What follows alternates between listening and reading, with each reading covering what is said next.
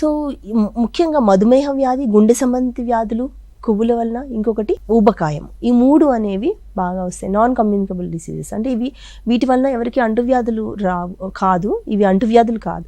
So non communicable diseases కిందకు వస్తాయి. ఈ నాన్ కమ్యూనికబుల్ డిసీజెస్ ఈ రోజుల్లో ఎక్కువ అయిపోతున్నాయి ఇలాంటి జంక్ ఫుడ్స్ వల్ల. ఆ శారీరకంగా అలా అయితే ఇంకా మానసికంగా వచ్చేసరికి దానికి అలవాటు పడిపోవడం ఒకటి.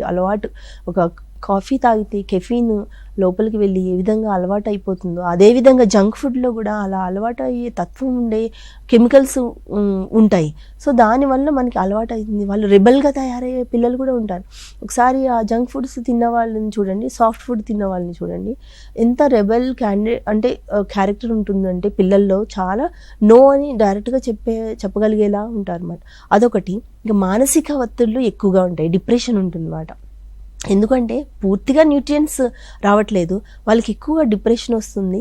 ఏమైతే కొన్ని కెమికల్స్ మనకి బ్యాలెన్స్ చేసే కెమికల్స్ అనేవి బాడీలో ప్రొడ్యూస్ అవ్వాలో అవి అవ్వవు ఆ ప్రాసెస్డ్ ఫుడ్స్ తినడం వల్ల.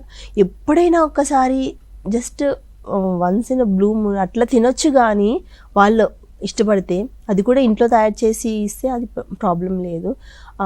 ఆ విధంగా మనం ఎంకరేజ్ చేస్తుండాలి. సో మానసికంగా చాలా డిప్రెస్ అయిపోతారు, అరే లావ్ అవుతున్నాను అనే ఒకటి.